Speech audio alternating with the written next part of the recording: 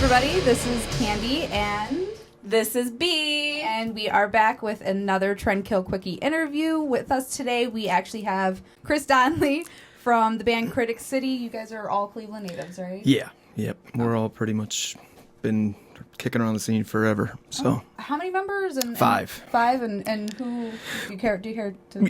No, I'm just kidding. We got the always vivacious and super duper talented Steve Simbeck on lead guitar, Derek Hatfield on guitar, Mr. Andrew Lenth, Ogre on bass, Brian Hanselak on drums, and then me on vocals. Again, thanks so much for being here with us today. Thanks We're really for looking forward having to getting to know you. So can you tell us about some of your previous projects that people might know you from, or anyone in the band? I read your bio on Spotify and it said from the ashes of the Cleveland music scene. So I kind of put together that you all were involved pretty heavily in some previous projects that are pretty renowned in the area. Well, I was in Sin Dust for years. Broke up about 2011 or so, and I just started kind of hanging out with Derek and Steve. Steve was in Burning Vegas. Derek was in Orion, and then we started kind of just hanging out and writing a ton. Then we became Via the Sun. He was in Ink and Antinora, I think, for a while. And then Ogre's been in a ton of amazing local metal bands mostly. But we put out 4 or 5 Via the Sun albums. We had a little bit of a lineup change. That's when we got Ogre. And then we decided to change the name, rebranding. But honestly, I like Critic City way better than Via the Sun. It's hard to explain that name sometimes. It doesn't roll off the tongue. It doesn't, well. yeah. Yeah. No, I think Critic City definitely has a good sound to it, too. Thanks. So have you developed your sound any differently with the new rebranding? Is the sound of your music pretty much similar to what you've done in the past? I think it's way more streamlined and catchier, but heavier, if that makes sense. We're always suckers for, big riffs, but then big catchy choruses and stuff, We've kind of taken the attitude of, since everybody has such a short attention span now, don't bore us, get to the chorus type feel, unfortunately. I like that. I like that. It wasn't mine. That was from the Tom Petty documentary, actually. But yeah, that's kind of how we are. And it was kind of tough to pick from all the songs to put on this album, but we did all kind of vote our favorite 20 out of, I think, 153 songs or something like that. And we whittled that down to 16 or 17, and we recorded all of them. Honestly, I don't know how we came up with the 10 here for this album, but the next album's basically ready and done. So, as you mentioned, you do have a new album coming out. Do you want to tell everybody a little Sure. bit about what's coming out? Critic City, Inhale the Future is our very first full-length album. We're releasing it everywhere on all platforms Saturday, August 19th, and then that night we're doing a totally free show at House of Blues. Our friends Titans in Time asked us to play it with them. They're awesome. Dead Bundy is playing it too, so it's going to be a cool show. 21 and up, but it is totally free, so just get there at 7 p.m. on Saturday, August 19th, the House of Blues. Well, speaking of, since you do obviously have a show coming up, where did you play your first show as Critic City, or is this going to be your first show as Critic City? It was actually at my parents had this barn down in Ashland County, and we try to do at least one big, decent charity event a year to try to do something nice. So our very first show was December 2018 down there, where we kind of combined the day where we shot multiple videos, and then we actually did the charity event and had raffles and everything. So that's nice. 2018, and then of course COVID hit, but it was kind of a good thing really, because we were able to really write a ton and stockpile a ton of content and videos and everything. So I know you have a vast catalog of songs, obviously. So many, probably have a few albums ready to go, but do you have a favorite song that you like to perform? Right now, I would say that it's probably still Cliff Diver. It was one we actually brought over from Via the Sun. That it was kind of, it's an older song for us, but it's still always just fun to play, and actually that's one of my favorite videos that we've done too. because it's a cartoon kind of. But I don't know.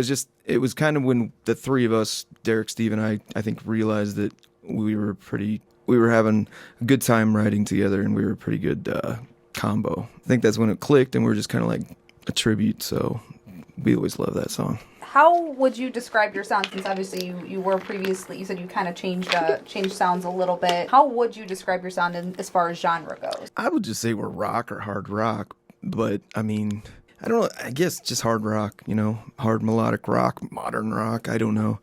It's just kind of, I don't know, just been rock my whole life for the most part. Were you the same with Via the Sun, or was it just kind of a little bit more? It was more, that stuff was more, I always felt it was a little bit more like, not proggy, but it was a little different, like we had a lot more like keyboard type program stuff, and I don't know, some of the songs were longer, and I think it's just, we've kind of honed our songwriting, all of us and everything, so I think it's been a good transition since we've all been playing together for a while. Do you think that's changed your fan base at all? Just with kind of going from like the more the prog rock sound more towards like the catchy melodic, shorter. No, I mean, I don't know. I don't think so. I mean, people have been pretty awesome and supportive for a long time. That's great. I love that. Like, I feel in the Cleveland scene, I feel like there is just so much support, so much camaraderie. Like,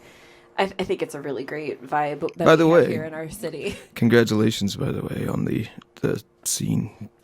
Oh, yes. Thank you. And that's a little plug there if you want to go ahead and go vote. ClevelandScene.com, I think. It's two different, isn't it? Yeah, we are in two categories, Best Local Podcast as well as Best Radio Show. Sure. Don't ask us how we got on Best Radio Show because we have no idea, but we're there, so feel free to vote for us. That's about all I got for that. Can you tell us some of the best and some of the worst advice that you've been given along your journey of music creation? I would say actually one of the best things I've ever been told was from Frank from Yvette when I was, like, it was a long time ago. He always just told me, he's like, make sure every song has 3 parts. And I know that sounds weird, but verse, chorus, bridge, I mean, just to mix it up, even though, I mean, most, hits are just the same 4 chords over and over again. I mean, me personally, I've always kind of tried to take pride in, taking a left turn maybe in a song where you're not expecting it to be just repeat for 3 minutes, you know what I mean?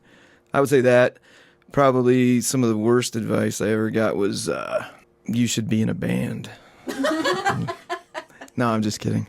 Kids, don't be musicians. It's a dead end life. Did you always want to be a vocalist, or did you ever play any other instruments? Or actually, yeah, I got a guitar. I would beg my parents for a guitar when I was little because all my friends got a drum set and a guitar, and they were actually taking lessons and everything. But they finally got me a guitar. I think I was in 8th grade, but I never had a lesson or anything.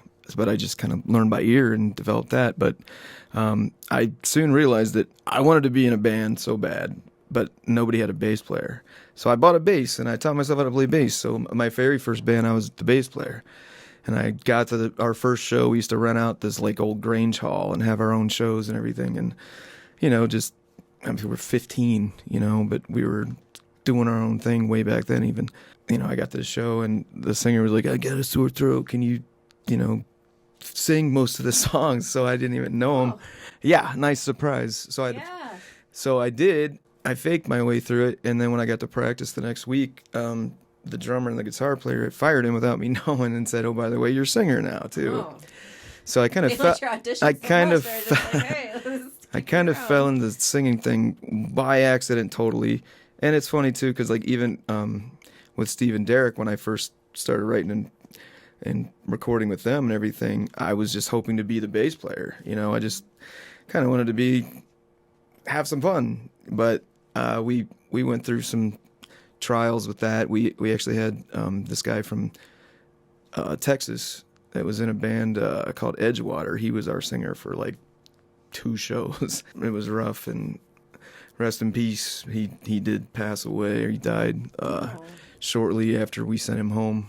But Yeah, then Derek and Steve pretty much said, "You're singing." So, hooray. So I don't want it's to. not, yeah, it's not your choice I never wanted necessarily. to. No, but- not at all. But Wow. Well, but it sounds like it's working out for you all. So, sometimes it just works out that way, I guess. yeah, I suppose. As long as people listen to it still. I mean, I guess it doesn't really matter because I like what we write, so that's the main positive. So obviously you have been a part of, as you mentioned, part of the music scene, Cleveland music scene for quite a while now. Do you have any favorite places that you've played at, either in Cleveland or even not in Cleveland? Honestly, I mean, I've caught flack for it before, but I do miss Peabody's actually. Oh, Home away you from know what I home. mean? We literally have a whole little featurette about that Do in you our really? second episode of our Summer Spectacular. But I mean, Yes. Chris always treated us great. He's always been cool to me, and always loved playing the Foundry. Still, liked playing Agora. I mean, I missed the ballroom, but I mean, we played main stage a few times too, and House of Blues is always pretty cool too. To be honest, I don't even know. I mean, I used to have a cover band, and we played every place in town for years, pretty much. What was the cover band? Curious. We were Pop Rocks Cleveland. I've heard of that. So am I. That was us. We were the drunken, mouthy. That was You can us. swear. It's okay. No, it's okay. This is not a kid show, so. No, it was a fun run. I quit my job back in like '05 or something. I called all my friends that I knew that played. I said, yeah, maybe gigs I could fill in for, and then it just so happened the one cover band had an opening that weekend, so they sent me their list, and I learned it, and I was like nervous for some reason, and I got really drunk before the show, and they picked me up, and then I wore my grandpa's like polyester suit, and I looked like Luke Wilson in Royal Tenenbaums, and I basically emptied my cupboard of all my old food, and I started like handing it out to the crowd, and I was just a drunken buffoon, and somebody from Put in Bay actually saw me and liked it and booked the band up there, and that's how I kind of like, whoa, there's cover band world, and then I kind of saw all these cover bands taking themselves really serious, and I was just kind of like, so I went back to my guys. I'm like, what do you think if we had a cover band, but made it a different name so nobody knew it was kind of us, but every penny we make goes back into the original band. So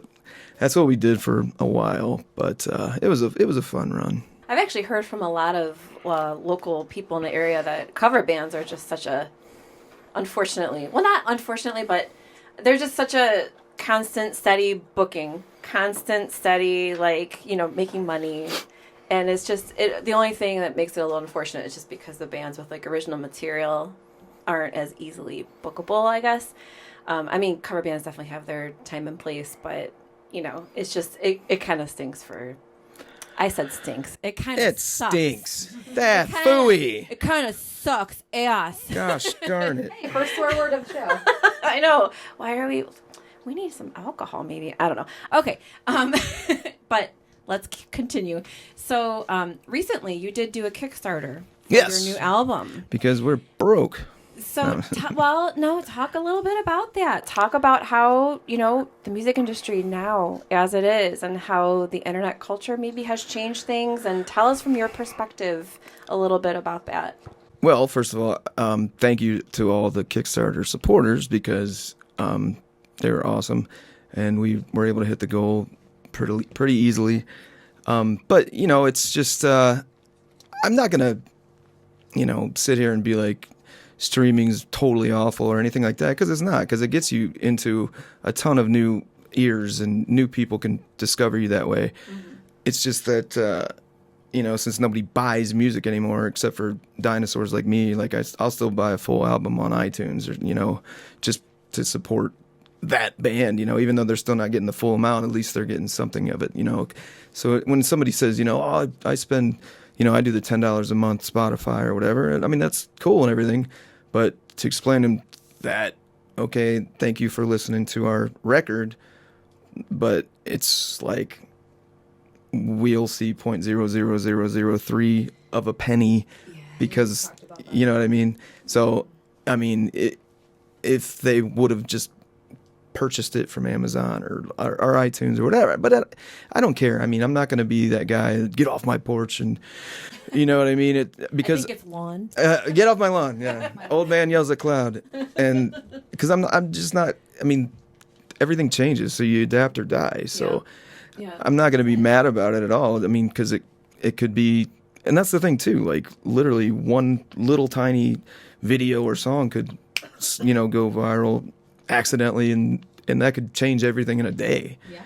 Really. And so I mean, we just roll with that too. But I mean, when it comes to like those 4 guys all have real jobs, real careers, they're actually making good money, and I'm still just the musician bum that plays for a living. You know, I still do like 250 shows solo like in a year. I mean, it's kind of good that that's the way it is, because like during the day then I'm able to do a lot of the legwork and everything for us. So it's definitely tiring, but I mean, I think we got a decent working, well-oiled machine when it comes to the band, like, you know, certain people doing certain duties and stuff like that. But I don't know if I even answered your question, did I? Yeah, the Kickstarter. Yeah, everybody. Kickstarter. Yes, and kind just of. how internet, you know. And do you guys use social media quite a bit to leverage your content? Do you? Yeah, That's probably a lot of your day job too. Yeah, pretty much. Yeah. All over social media. Yeah, we try to, but I mean, honestly, I don't know what I'm doing. I seriously, you know, it's like kind of a, you know, learn by the seat of your pants. Like in every new platform that pops up, you know, it's like I really haven't even messed with like our TikTok or anything, because I don't know how to do it either, and that's like trying to promote the show and stuff. So I get that. We're old women. We'll have to learn. We'll have to learn from Zup, because Zup, our last interview, he's very good at all of that, and he's older than us. Well, he's older than me by a couple years. Actually, So. Derek's friends with him. My guitar player, yeah. Oh, okay. He's good people. I think he went to school with him. Yes. Cleveland is a small city for a big city. Very small. Yes. Well, we had obviously talked about your Kickstarter, and obviously how musicians don't really make a lot of money now. But I have heard, because I know you guys have a lot of merch out there. Yeah. Is that the easiest way? Because that's what I've heard, at least, that's the easiest way to make even a penny. Well, I mean, for us, it's like we don't play too often, really. Like, honestly, we, you know, formed in 2018. Honestly, I don't even know how many. We've probably played less than 20 shows since then, just because, well, COVID was definitely huge. But I mean, we didn't do anything for 2 years, I think, for that. But we were recording and writing a ton of stuff. But like for my vantage point, it's kind of the thing you got to count on for the most part, to even try to keep the machine rolling. Unfortunately, the show business, there's got to be no business, there's no show. So I'm the one that's always pushed for the most, you know, like keep the merch flowing, new stuff, you know, trying to get some different type of items and everything like that. So I mean, we got a real cool online store where we don't even have like overhead anymore, where literally if somebody wants to order it, and it's actually really good quality stuff. I mean, I even ordered some of it just to make sure it was nice, because but I mean, it's pretty awesome. And then like when we did that incarceration thing a couple weeks ago, Mansfield Reformatory. Yeah. And like we were selling some of the like big ticket items like without people even seeing us play yet. So it was kind of a good feeling, like they were buying like this really nice embroidered jacket and stuff like that. So if you come out Saturday, August 19th to House of Blues, if you're 21 and up, it's a free show. You'll come walking in and just look at our merch table and probably laugh, because it's a little grab bag of everything. It's friggin' Kiss, man. It's like we have everything from jackets to magnets to I would say probably 25 t-shirt designs, the CDs still, buttons, hoodies. That's not a bad thing. It's not a bad thing. Diversity is an old wooden ship. It's a good thing. That was at the Fantasy. Did they take the ship out? The ship's gone. Really? When did that happen?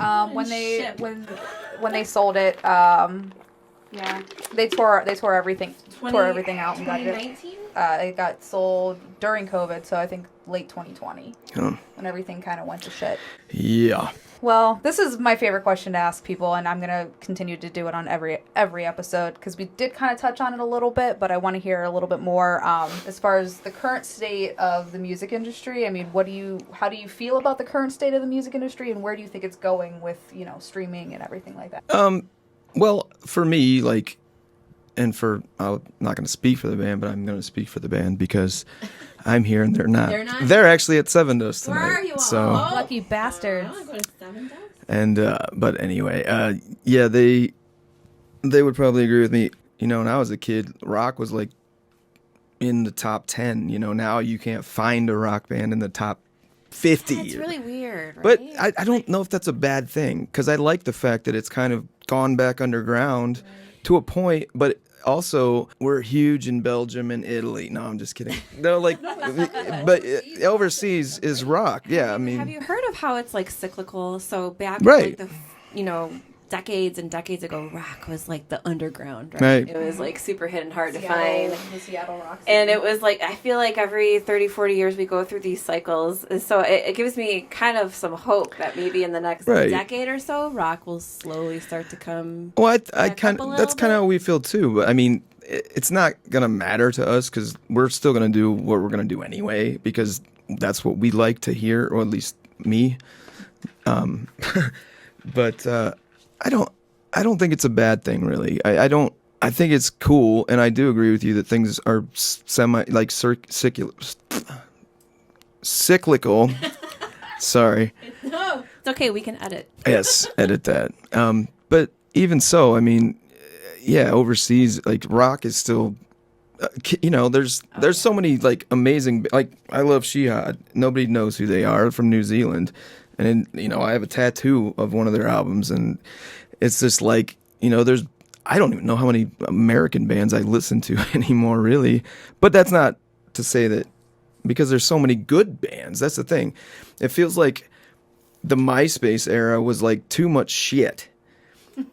And you know what I mean? Everybody would just add friend, like, you know what I mean? Like that. But now it seems like a lot more people have kind of been able to like record from home and like put out like better quality stuff, I mean, and I think the amount of talent out there now is, and I don't know if that's partially maybe a little bit has to do with like Rock Band or Guitar Hero. Maybe I would, it'd be kind of cool to like, do a study or something, but Yeah, that's really interesting because it makes you wonder if the talent was always there, but people just weren't motivated to do anything about it because there wasn't as much accessibility. Right. And now there's just so much more accessibility to be able to record yourself, to put your music out on whatever social Right. media platform you want. And I mean- like, what came first, the chicken or the egg? yeah. Right? Like, I mean, Billie Eilish recorded her album in their bedroom and won Grammys and sold millions, Very talented, too. Yeah, I'm actually a big How fan. about Bad Guy? I like. Did you like our video? Did you watch that one?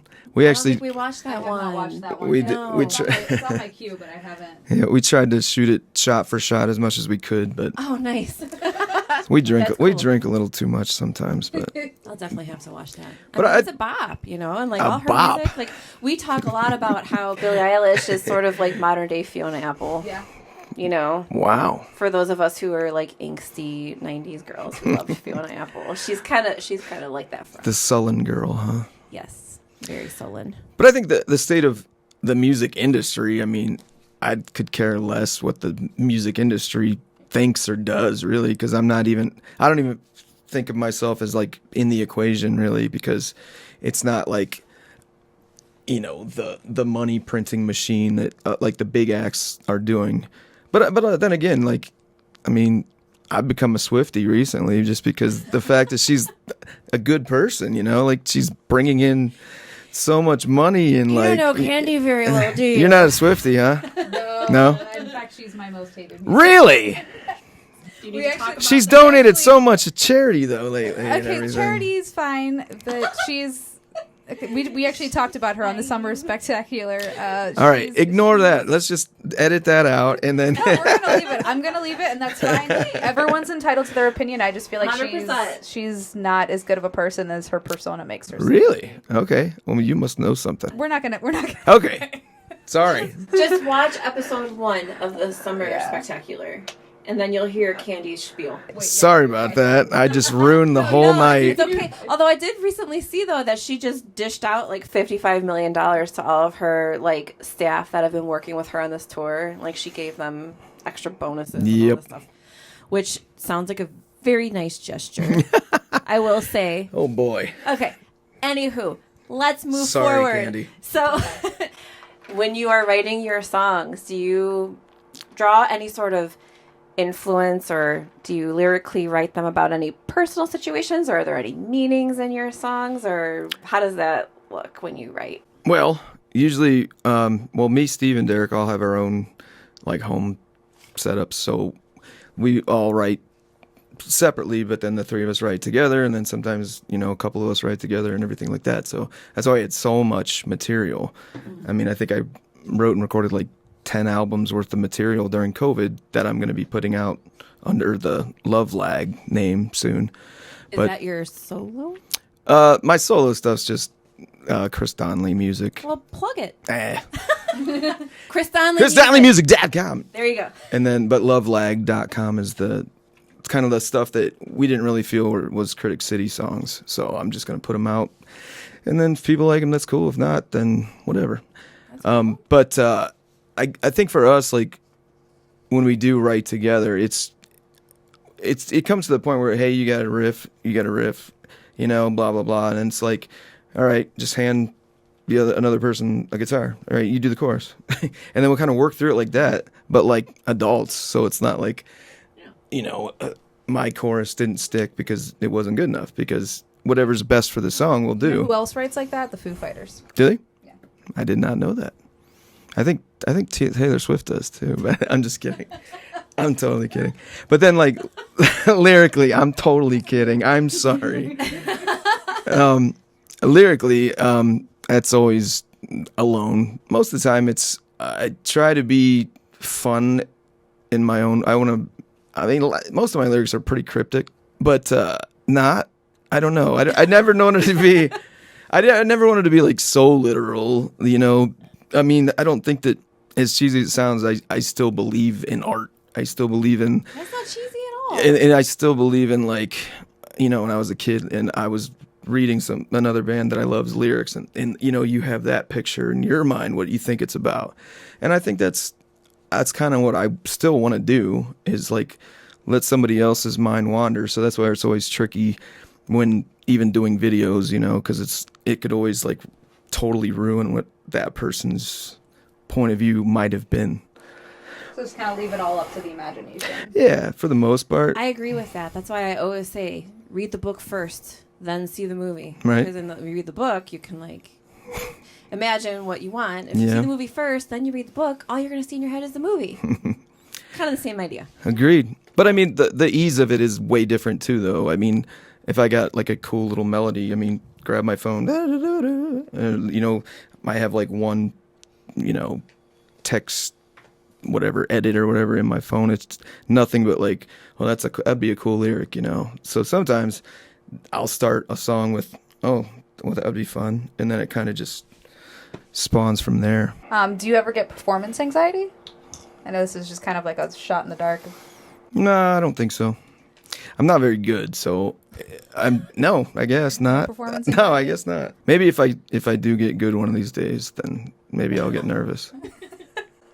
So you think the better that you are at something, maybe the more nervous you would be? Yeah, probably. That's fascinating. I feel like it's usually the other way around. Yeah, I was gonna say, I feel like Well, pretty much everything I do is probably backwards, so. What is in your CD player right now? Wow. Or that is really What's a old. CD player? I know. What? Who am I? I am dating myself right now. No. I swear I'm not that old. Wow. No, I am. But what do you have streaming right now? Like, what are you listening to right now? Honestly, I hope it doesn't sound weird, but I listen to a lot of my own stuff, just to make sure I'm happy with it. But also, I do like it. But I'm also always scared, like subconsciously, I'll accidentally like steal a song from somebody. Like I've had this nightmare for like since I've been playing, that I had a really great song and it was a hit, and then next thing I know, I was like, oh, you actually stole that from this song Bring Me the Horizon, they accidentally stole, I think, from Amy Lee and didn't even realize it, and then she tried to sue them, and they were just like, whoa, like, hey, sorry, we really didn't mean that, like. But it's I don't know, that's probably my insane mind anyway, because, like, honestly, I feel like we're all born too late anyway to, like, I mean, everything's been written for the most part, you know what I mean? That's like, but it isn't, but it's like, I too, I try to dabble with music, and that makes me nervous too. It's like, I feel like everything's already been done before. Every chord progression's already been done before. But it's all about putting your own unique spin on it, I guess, and trying to make different melodies that match with different things. But I totally get what you're saying, because I have the same issue. Yeah. Oh, I forgot to answer that question, though. Other than my own stuff, I'm so sorry. Other than that, I listened a lot to recently. Let's see. Honestly, I put my playlist like on shuffle because I have so many songs in my cloud that, like, there will be a song pop up and I'll be like, I didn't know I had that song. I mean, I love Shihad. I love actually Don Broco. Love Don Broco. I just saw him live actually at Blossom. Yeah, That was great. I didn't realize they were on that used show. I totally actually had that night off, and I looked closer at the poster like a day after. I'm like, man. But I love the used too, actually. That was a good show too. Actually, surprisingly, I would say Pierce the Veil put on a better show than the used that day, though. And I've seen the used before. It just something was a little off that night. But really? they still put on a great show. They did, but it just wasn't as produced as it was when I saw them at Jacobs last year. Actually, I think I saw them back in like 2010 or 11 at House of Blues, and they were wasted. Like, it was a pretty rough show. Oh, was that before he got sober then? Must have been. Yeah, and I think Quinn might have still been in the band, and I'm not sure. Just went and saw Big Wreck. That was an awesome show. I don't know what I listened to because I listen to everything and nothing. So you don't have like a favorite? My favorite band of all time is Deftones, but that's fair. So yeah. You also love the Deftones here. Do you? All right. Yeah. I don't know. You just can't touch them in my eyes. And I know a lot of people, they're like the hardcore, the early stuff. But honestly, I think they found their way when they really started getting more experimental and dreamy with Frank's stuff in the background. Yeah. I love Deftones. Yeah, me too. Dreamy metal. Yes, that's actually a really good way to describe it too. That's how I describe it. Dreamy metal. Yeah, because it is. It's very like if you're not careful, you may feel like you're in a lucid dream, like while you're listening to it if you're stoned enough. Do you guys like crosses and palms and everything? I do also like crosses. Yeah. Yeah. So as far as goals for Critic City, I mean, you've been around for a couple years, had a little hiccup with COVID, which we all did. Sucks. What are your goals going forward? Keep writing and putting stuff out on our own and just kind of, I guess, having fun. Like, we just kind of, since this group, we always kind of had this agreement that if it stops being fun, then it's time to call it a day. I'm probably going to quit tomorrow. No, I'm just kidding. But yeah, everybody's pretty easy to work with for the most part. And I like what we put out. And who knows? I'm not really one for huge, lofty goals. I never wanted to be a rock star. I never wanted to be famous or anything. I just wanted to, my main thing was just to be able to, pay the rent with originals. And honestly, I wanted to travel the most and tour and stuff. So I've done a couple like solo tours and stuff, and we're doing a little run after the 19th at the House of Blues, Saturday, August 19th. Free show, 7 p.m., Titans in Time, Dead Bundy, and Critic City. It's a nice radio voice. I actually had a radio show in college, but I got kicked off the air. Seriously, Why? You have to enlighten us. Elaborate. It was me and another guy, so my name was Mick I don't even know why. So we wrote skits. We actually took time and had fun stuff and just we just had a riot with it. We had my one friend Spank, and then the Rutten Cutter, and then they had a foreign exchange student from Brazil who was Dr. Boobies. We had come in. He barely spoke any English. Dr. Boobies. Yeah. Sounds very professional. But then, like, one night, we were getting nothing but bad requests. So we were like, oh, all the CDs got stolen. All the music from the computer got deleted. Only thing we have is we had Rock Lobster, Blame It on the Rain. I love Rock Lobster. Blame It on the Rain. And I think Ice Ice Baby. Nice. And we literally, in between our skits, that's what we played for 3 hours, were just those 3 songs, just to piss off our audience. But that's not why we got kicked off, though, actually. That was one of the co-hosts slipped and swore a couple times too many, so that's what we got. Which is why we said stinks. Yeah. Just Phooey. in case. Oh, shucks. This is actually the tamest show that we've done. I know. Because usually we're all just pretty mellow. Yeah. Mellow's kind of nice, though, right? Yeah, I like my F-bombs. Well, then drop them like it's hot. I keep forgetting. It's just not. Keep forgetting to swear. I know. We haven't gotten her riled You're up. doing it wrong, We haven't then. gotten her riled up about T Swift enough. So we got to not talk like more me. about her, and then she'll start dropping some Not talk F-bombs about there. So you've talked about how you're this How did we get to that? vocalist and you don't want to be, really. Not really. So what is your favorite thing about making music and your least favorite thing about making music?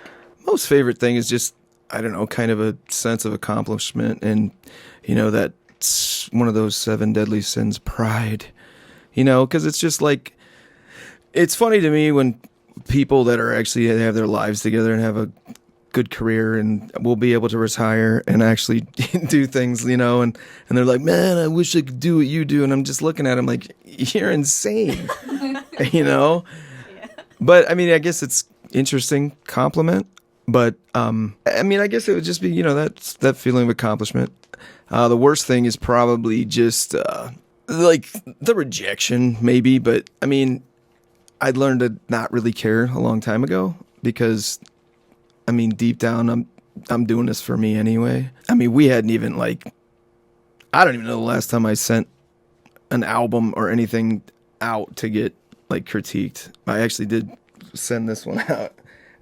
If you can't take the rejection, you're definitely in the wrong business, because as most people would tell you, I would probably guess that the music industry is full of the biggest slime ball, evil, heartless, backstabbing shitbags than most other industries, I would say. And it's true. And anyone who is subscribed to Trendkill Radio, you can filter through some of the past episodes that Candy and I have done on a Trendkill Quickie, talking about a lot of these slime balls and scumbags. And yes, so it is very, very true. So, unfortunately. Yeah. But that must give you some sort of freedom to not care, to right. not care about that negative feedback or that rejection. It's like a freedom from that, so that you can really focus on what matters, which I think is awesome. And I am a big believer in the whole, misery loves company, and actually surround yourselves with positive people and cut out the negative, because 1,000%. I was kind of living that way for a long time, and it was looking back, I mean, I probably should have been dead a long time ago from just dumb stuff, and some of the things that I was doing and aren't very smart. But I guess when it comes to that, it shrinks your circle, but it's better because at least your circle's positive. I think that we're the same. We're pretty much the same way. We're part of a small circle. we have a little girl gang going. It's fine. Yeah. So what would you say has been your biggest hurdle as an independent musician? And obviously you say that this is basically your job. This is your career. I don't really think there's any hurdles. I'm pretty fortunate that I've been able to kind of carve a weird niche for myself to at least be able to play for a living, even if it is like country clubs and stuff like it. It's weird that when people find out that, hey, I have a rock band after they see me, play at their upscale nice restaurant or something like that. So I don't really think there's any hurdles because, I mean, I've been able to pay the bills for the most part. It's all subjective. Right. I mean, I truly believe that too. Success is definitely what you make of it as well. If somebody asks me what's the the job you loved or hated the most. And honestly, I can't say I've ever had a job I hated, because I've found, the silver lining or made the best of it of every job I've ever had, So I don't really think I've ever had a bad job. I guess the only hurdles would be just when the entire world shuts down and you don't have any place to play or, bring any money in. So that was definitely a tough year for me.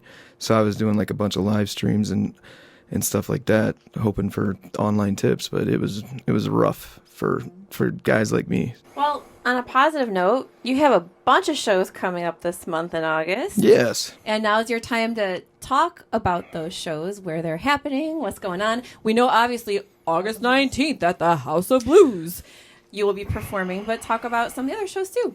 We were supposed to do like a pretty decent run tour right after the House of Blues show, but a bunch of it fell apart. So we're still going. I believe we're in Lansing, Michigan on Thursday, August 24th. We're in Saginaw, Michigan, Friday the 25th. Erie, Pennsylvania, the 26th. Like Buffalo, the 27th. I mean, we got a couple more throughout the rest of the year. We're doing my charity thing at my mom's in October. And then I think we're playing the Oracle in Canton with my buddy Scott Paris in November. But some things could pop up too. So criticcity.com I was just going to tell you for all your Critic City needs, everything you might need. Everything's on Spotify, Apple Music. If you wouldn't mind checking it out and also adding them to your playlists. And if you like a video, I kind of take pride in the fact that they all thought I was insane, but we've pretty much shot or done a video for every single song that we've put out so far, which is 3 EPs, a ton of singles, a ton of covers, and then this album that we're putting out on Saturday, August 19th. Same day as the show. Yes. Okay, so yeah, I think we pretty much got a good little segment here. Well, thank you guys for having me. I appreciate it. And I brought you guys a little fridge magnet and a T-shirt. If you guys, I didn't know how many everybody's going to be here, but if you come out to the show, I'll give you guys a T-shirt too. 1 second, then I just gotta plug the end of this. There we go. Inhale the future. Inhale the future, Critic Exhale City. the past. My armpits I are like also that. It's very profound.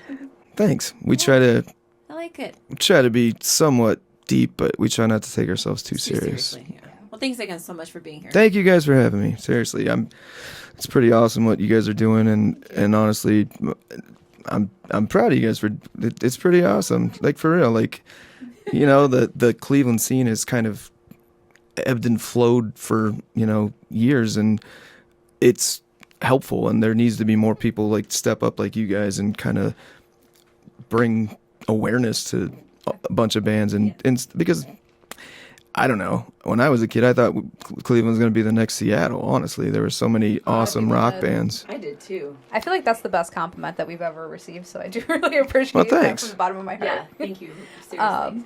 But yeah, before we let you guys go, please just take a moment to like, subscribe, hit your notification bells so when when these come out, because we're just kind of flying by the seat of our pants right now with these interviews.